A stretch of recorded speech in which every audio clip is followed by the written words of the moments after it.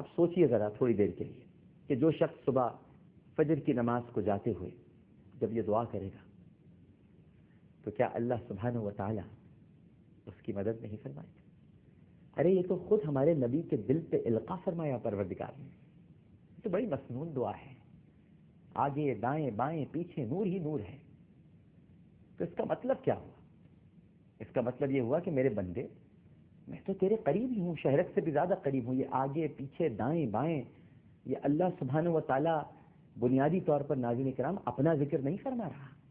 یہ اللہ کی شان کے خلاف ہے کہ وہ آگے ہو. میں یہ سوچ سکتا ہوں کہ اللہ میرے پیچھے ہو، میں یہ سوچ سکتا ہوں کہ اللہ میرے آگے ہو، کیونکہ آگے ہے تو پھر اس کے بھی آگے کچھ ہے. میں یہ سوچ سکتا ہوں کہ اللہ میرے دائیں ہو، میں یہ سوچ سکتا ہوں کہ اللہ میرے بائیں ہو. یہ تو در حقیقت وہ نور ہے جو حالہ بنا لے گا شیطان کے اندھیروں سے ہماری حفاظت کے لیے، ورنہ وہ تو ہماری شہرت سے بھی زیادہ قریب ہے. اس کے لیے کوئی زمان اور مکان نہیں ہے، وہ کسی مقام پر نہیں ہوتا، وہ ہر وقت موجود ہے، ہر لمحہ موجود ہے، ہر ساتھ سے باخبر ہے. بس اس نے اپنے نور کا ایک حالہ بنا رکھا ہے. اور وہ نور کیسے حاصل ہوگا؟ چلیے اب یہ بھی سوال پیدا ہوتا ہے. دائیں نور، بائیں نور، آگے نور، پیچھے نور. یہ نور اس وقت ہوگا جب نور والے کو یاد کیا جائے گا، جب نور والے کا ذکر کیا جائے گا، جب نور والے پہ درود بھیجا جائے گا، جب نور والے کی مدح سرائی میں اپنی زبان کو مصروف عمل رکھ لیا جائے گا. جب زبان ستائش گوئی میں نغمہ سرا ہوگی تو پھر شیطان بہکانے کے لیے نہ دائیں سے آ سکے گا، نہ بائیں سے آ سکے گا، نہ آگے سے آ سکے گا، نہ پیچھے سے آ سکے گا. کیونکہ نبی کریم صلی اللہ علیہ وآلہ وسلم خود ارشاد فرماتے ہیں کہ شیطان میرے پاس نہیں آ سکتا، نہ شیطان میری شکل بنا سکتا ہے.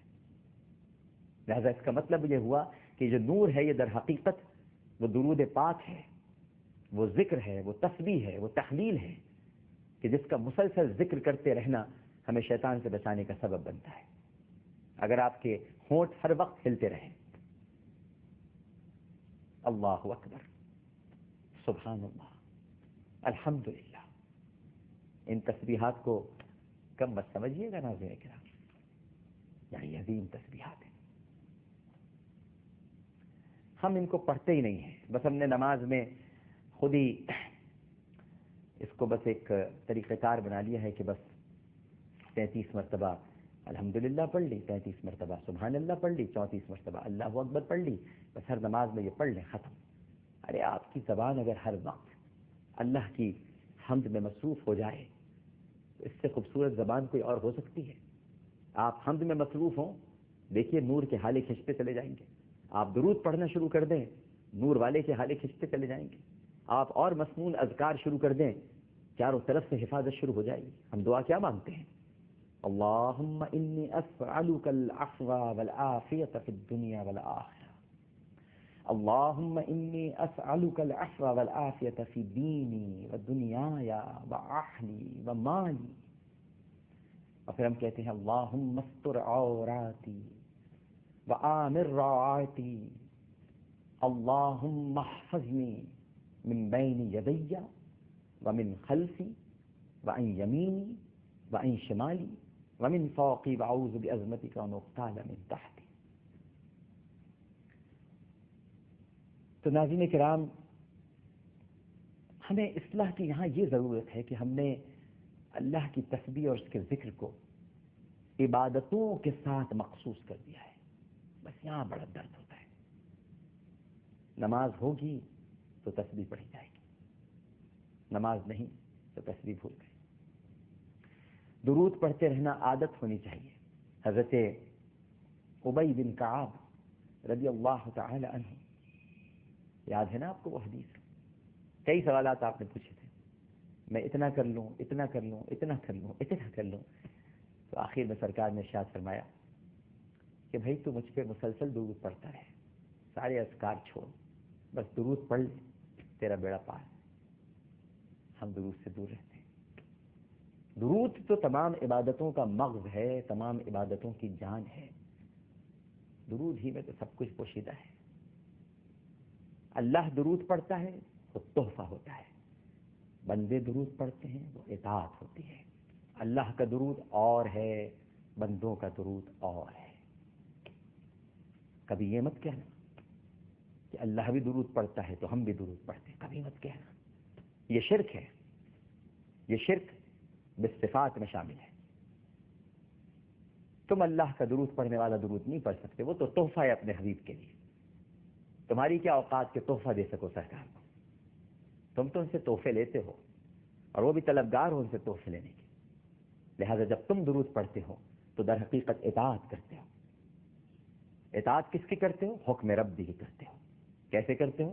ان اللہ وملائکتہ یصلون علی النبی یا ایھا الذین آمنوا صلوا علیہ وسلموا تسلیما اللہم صل علی سیدنا ومولانا محمد وعلی آلہ واصحابہ وبارک وسلم وصلی علیہ۔ یہ اطاعت حکم ربی ہے۔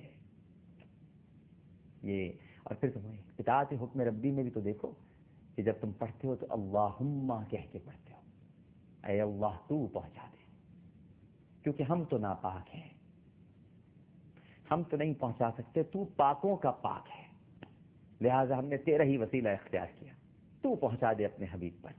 تیرا حبیب تو پاک ہے، کیا کہتے ہو؟ نبی پاک، نبی محترم، نبی مکرم، نبی اقدس، نبی مقدس، نبی عالی شان۔ کیا ہے درود تاج میں؟ جی یاد ہے نا سبق کو آپ کو؟ اللہم صلی علی محمد صاحب التاج والمعراج والبراق والعلم دافع البلاء والوباء والقحط والمرض والعلم اسمه مكتوب مرفوع مشفوع منقوش في اللوح والقلم سید العرب والعجم جسمه مقدس معطر مطهر منور في البيت والحرم شمس الضحى بدر الدجى صدر العلا نور الهدى كحف الورى مصباح الظلم جمیل الشیم شفیع الامم صاحب الجود والکرم۔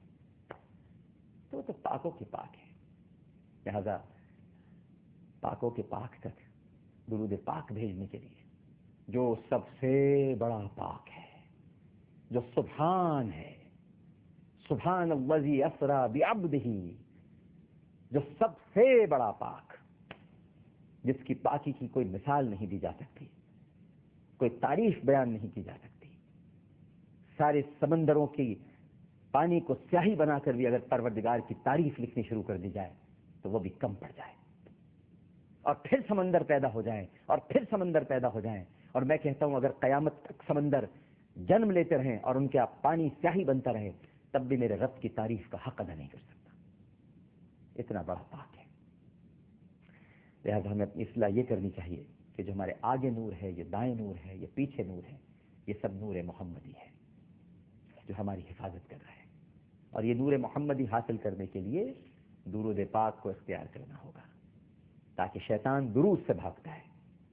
جہاں درود ہے وہاں شیطان نہیں، جہاں درود نہیں وہاں شیطان